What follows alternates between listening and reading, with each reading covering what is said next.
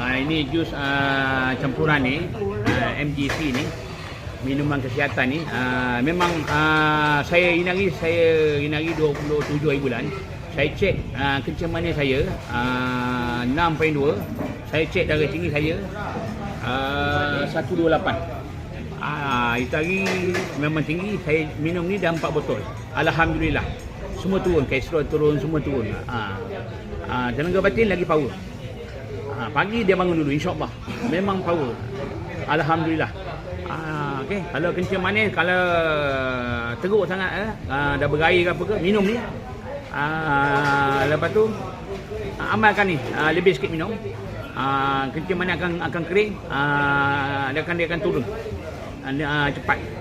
Okey. Alhamdulillah. Kawan saya kaki dia kena potong. Saya bagi minum ni. Dan 4 botol lah, dalam 5 botol. Alhamdulillah. Kencing manis dia tahap tinggi sampai 15, turun sampai 7. Minum ni.